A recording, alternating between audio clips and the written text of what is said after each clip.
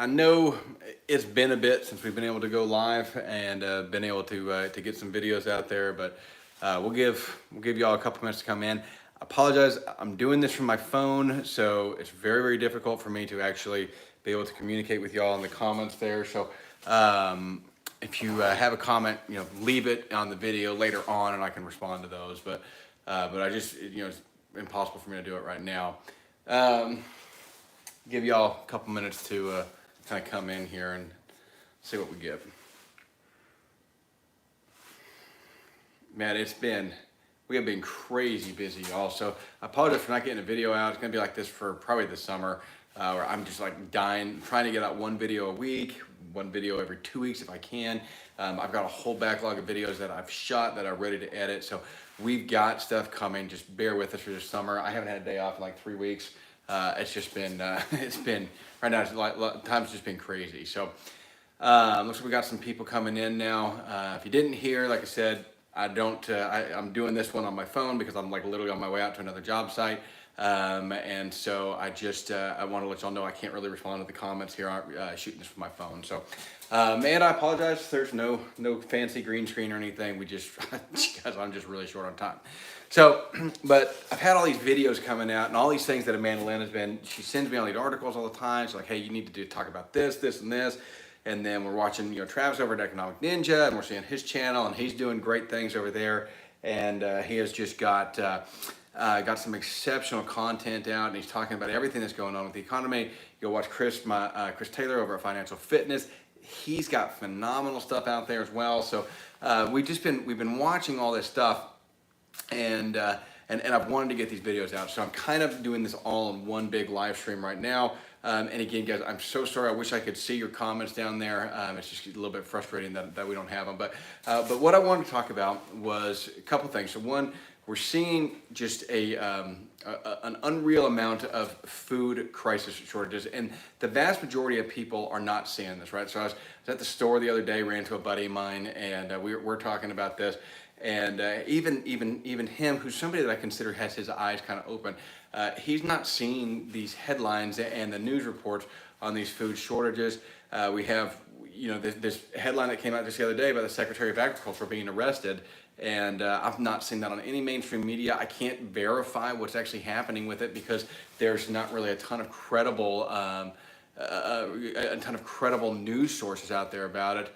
Oh, hey, Helen. I just saw the beginning of the comment. I guess when it's on the phone, it flashes. So it's nice seeing you. But anyway, so we've got these issues coming with the food supply chain, and then y'all know that Amanda Lynn and I make most of our money in real estate. She's a realtor. I own a home inspection company. She actually works with my company now. We manage it together. But we own a home inspection business in Birmingham called Timberline Inspections.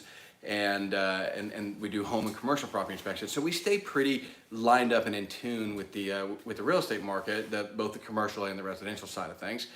And what we're seeing on the residential side of things is really interesting because it actually started before Powell raised the rates on the Fed funds rate. We actually started to see a slowdown right before that, which means that there was something else in the water that's scaring people into not buying houses. And what I mean by that is in April this year, we were on path to have a 25% growth for our business, for our sales, based on some new hirings and stuff that we had. We had shown consistent growth January, February, and March. April is consistently, year over year, the busiest month for home inspectors, April and June, and or at least in this market.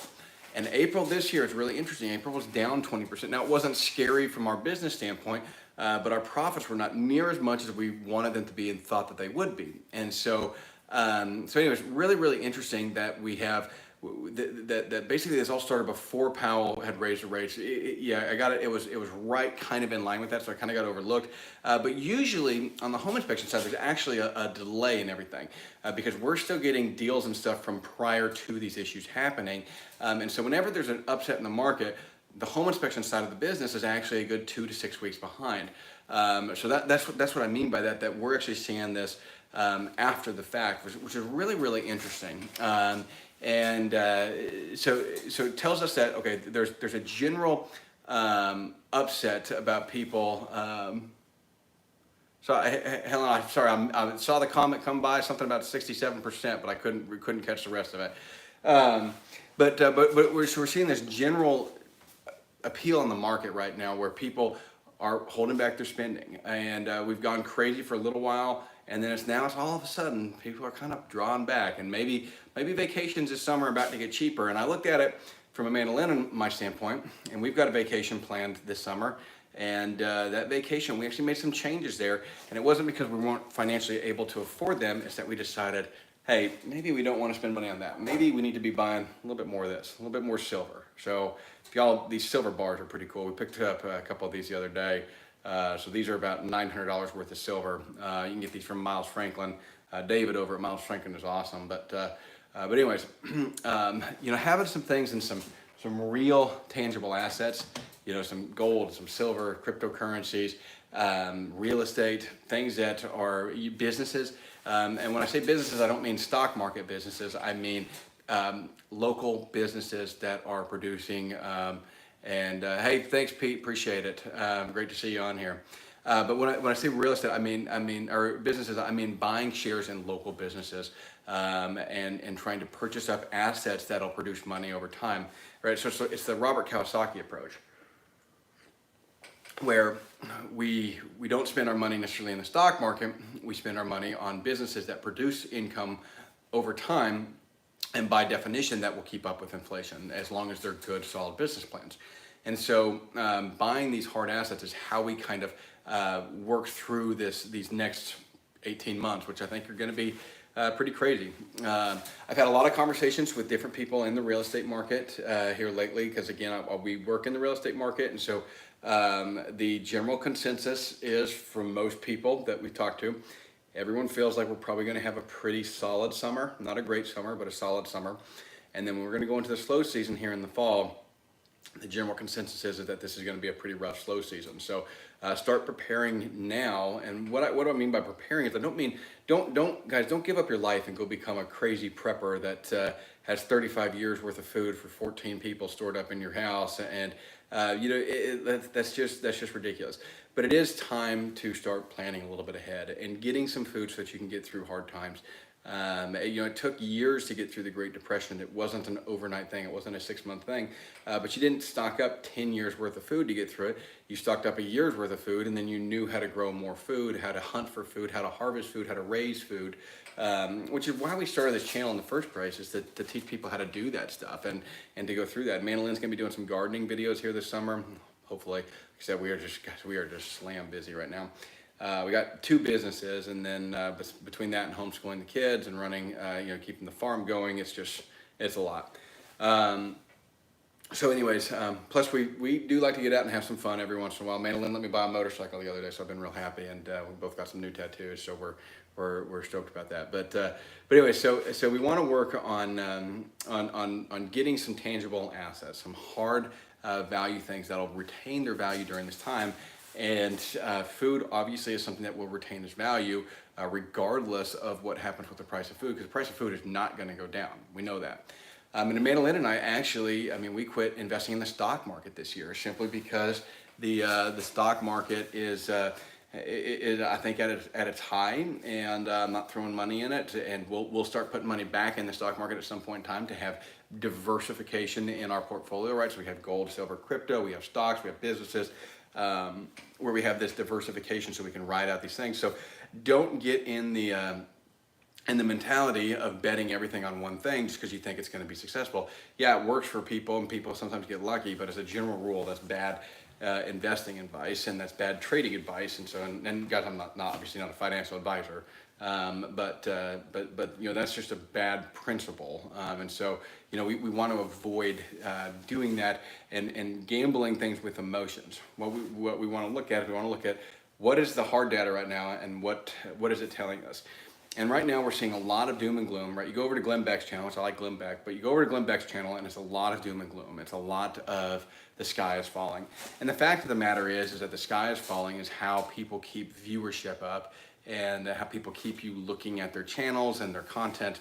And so that sky falling approach, it has some merit, because there certainly is some bad things going on right now.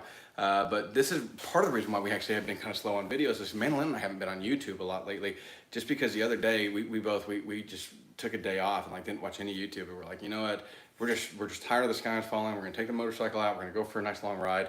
We're just gonna have some fun. And that anyway, so sometimes it's important for your mental well-being just to shut that off and move on to something else. But so where you want to be at right now is you want to be putting some food aside, and again, not 20 years worth of food, but get some food aside. You want to be making sure that you can have clean, safe, reliable water. Because we know that water sources are kind of a constant fight. I don't like the chemicals and stuff that the county water has. County water has gotten expensive. So yeah, you're 100% right. Who's that? Jimmy? Yeah, 100% right. There's absolutely no happy medium in the news anymore. It's got to be on one extreme or another. And I don't care which side politically you're on. It's got to be on one extreme or another to keep people interested. But so get y'all some water. Get y'all set up to do that. So we paid $170 for our water bill last month, which was about 3 times what it normally is. So our water bill's gone up. Now, granted, we did a little bit more irrigating because we planted some more fruit trees, but it was pretty substantial. So we've got our well dug, and we're doing this video series on the well that I'm building right now. I haven't published anything yet, so y'all will get that here in the next few weeks. Yeah, Pete, I'm with you, man.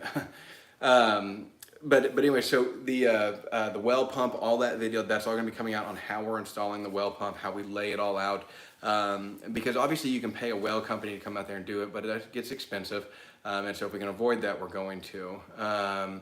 Yeah, good gravity-fed watering systems are great. We use a Berkey, Pete, so that's a great point. And even that, we all use the Berkey whether we're on the well water or not, because we like to taste the water coming out of it. We know that it's clean and safe, and so we'll stick with those type of things and making sure that we're filtering the water. We haven't yet got our well tested, so that's the first step. If I get the pump in here in the next 2 weeks, we'll get the well tested and know what kind of filtration system we have to do on it. So. But anyway, so getting some water. So we got food, we got your water, having a way of making some income. So if if you're stuck in a white collar job, the reality of it is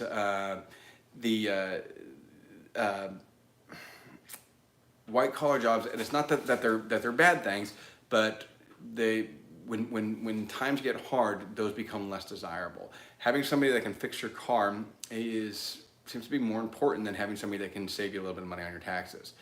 And so if you don't have skill sets in those areas, you need to get some. Now, fortunately, if you're an accountant, there's always going to be a need for accountants. There's always going to be a need for lawyers. And so there's certain white collar jobs that are somewhat protected. But guys that are software engineers, yeah, there's always going to be a need for software engineers. But does that mean that they need as many? If there's economic downturn and there's people spending less money and nobody's buying Tesla and or the sales are down, then maybe it's a little bit harder to find a job, and maybe the companies don't have to pay quite as well. And so there's some issues in that regard that again, I'm not trying to devalue the skill. White collar jobs are very, very valuable, and they're absolutely necessary, and there's no argument on that. But what I'm saying is that you need to get some skills that are considered more like a blue collar workforce skill. You need to have those ways of making money. One of the best things I ever learned how to do was weld, because I can go get a welding job tomorrow. Now I'm not a great welder by any means, but I know how to do it, and I can get a decent welding job at an entry level position, and I could be making decent money tomorrow. There's always need for welders. There's always need for construction, learning how to build houses. That's what allowed us to start our business. Amanda Lynn and I are both college educated. We have degrees, and we both have 4-year bachelor's degrees, and we don't use them. We use, the skills that we have learned outside of this. Yeah, Pete, that's the best way to put it. Hands-on and diversifying the skill set. That's the best way to put it. For those of you that have not tried to grow your own garden yet and you just collect seeds, I really encourage you to get out and start growing it, because it's not as simple as just tilling up ground and throwing seeds into the dirt. It takes more work than that. It is a learning curve, and it's a steep one. You're not going to plant everything right your first year, your first 2 years, first 5 years.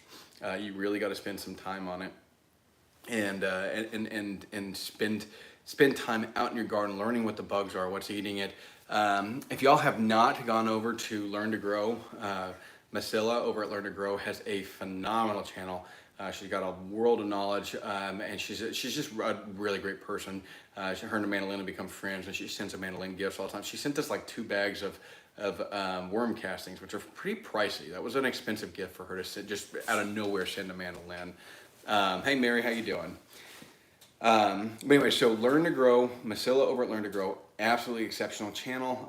Highly encourage y'all to go over there, check her channel out, subscribe, and just watch her videos if you want to learn how to grow things. She has forgotten more than Amanda Lynn and I will learn in our lifetime. So just can't dote on that channel enough. Yeah, Pete, gardening was definitely our weakness. I knew how to raise a livestock, but gardening was definitely the weakness. So getting the food, getting the water. Okay, now we've talked about skill set, getting the skill set set aside so that we've got some way of making money, of fixing things, understanding general mechanic principles. We've talked about businesses and getting hard assets, buying things like gold and silver, and getting those hard assets, that real tangible money in your hand. Because regardless of what happens with the economy, and there's people that say, yo, you can't eat gold, can't eat silver. Well, you can't eat dollar bills either. And that's a dumb argument. I shouldn't say it's a dumb argument. It's obviously very true. You can't eat gold and you can't eat silver. But these things always have value. They have throughout time. So the best prediction of the future is what's happened in the past. And so these have always had value throughout history. And so there's no reason to think that they wouldn't going forward, and that the worst case scenario, you can trade this back in for dollars and you could stick with your dollars, and it will more than likely keep up with inflation, right? So over a course of 100 years, gold keeps up with inflation. Now there's big jumps and then it levels off. So gold and silver, they kind of go like this in their time, and so those big jumps is where you stand to make some money, and a lot of us dealing with gold and silver now feel like we're headed towards some big money, and that there's yeah, Pete, you're absolutely right. We'll actually talk about that. Silver's antimicrobial is what Pete was just saying, if y'all don't see his comment, but there's people that do the colloquial silver, where you can you basically hook electrodes to it and run it through water. There's various thoughts on the health benefits of all that, but I'm not ingesting silver, but there are certain benefits to it. But silver is an industrial metal, so that's where that comes into play. Is that it's a precious metal in that we value it for a currency, but it's also an industrial metal, so it has practical uses, right? So this is one of the benefits of silver over gold. It's not that gold has great industrial uses. Gold's just so expensive we don't use it for industrial things unless we have to. Silver has industrial uses, and silver is cheap enough that we can use it, and it has no good substitute. And so because of that, silver's got a lot of desirability characteristics with it. So anyways, having some money set aside in both cash, or I shouldn't say both, in cash, in precious metals, in cryptocurrencies, in the stock market, in real estate, having money in areas and having stores of value is how we kind of get through these next 18 months or so where things get real bad.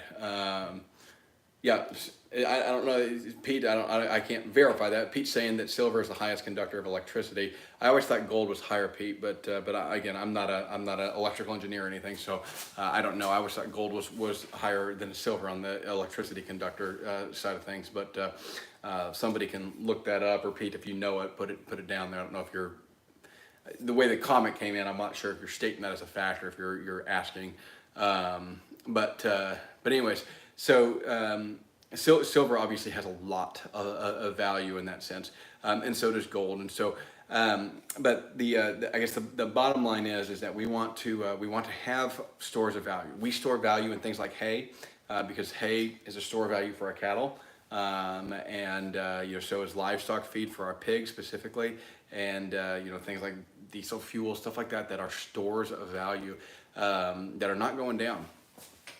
Gasoline, if I'd stored a lot more money in gasoline, I would have done better than any stock this year. So that's obviously got some benefits. So guys, now is the time to start getting ready. Things are going to get, well, it's way too many comments came in. So Jason says platinum is 30 times, oh man, I missed it, Jason. Sorry, the comment disappeared. Something about platinum being 30 times more rare than gold. And half the price. Yeah, platinum I know is more rare than gold. And actually, that's been one of my thoughts on whether platinum is a good purchase right now. The question is platinum doesn't have the track record that gold and silver does, and that's why gold and silver are a little bit more desirable in my eyes. But platinum is certainly one there I've thought about. Hey, do I want to buy an ounce of platinum? And definitely gone back and forth on that. So something to consider though is platinum and palladium. They are precious metals, but they're certainly industrial metals, and so I personally I feel that platinum is probably undervalued right now, which is interesting. So anyways, guys, I don't want to keep going on. I've unfortunately, like I said, I had to set the camera up and just right between job sites. So I'm heading to work right now. That's why we don't have green screen up. That's why I'm not doing this from my computer with comments or anything. So I appreciate all y'all jumping in on this and tuning in. We got more videos coming out. Bear with us for the summer. The summer has just been really busy for us, and we are having a hard time keeping up with everything. So we're trying to do a minimum of 2 videos a month. I'm really trying to get at least 1 a week. And then here in the fall, when things slow back down for us, we'll kick the videos back up again and get more out to you guys. So just if you have things that you want to see, please send them to us in an email. Oh yeah, Mary, so platinum is used, there's a number of things that it's used for. It's used in fuel cells. It's also used in, what do you call it, catalytic converters. And so it has industrial uses. Thanks, Helen, I appreciate it. So guys, like I said, I'm going to jump off here, but if there's things that you want to see, and there's things that you want to, any videos that you want us to discuss or go over, send us an email, ironsideranchlc@gmail.com, and send us things that, hey, you know, I'd like to learn about this or that or whatever, or I'd like to see more content on this. Just send it to us over at the email, and we'd love communicating with y'all. Love seeing you guys that are kind of regulars. Mary, thanks so much. Love seeing you guys that are regulars. Just continue to post and stay alive with the channel. So bear with us for the summer here. I know it's getting a little bit sparse on the videos, but we will be still putting out videos this summer. Definitely hitting it hard here this fall. So thanks again for watching, y'all. I really appreciate it.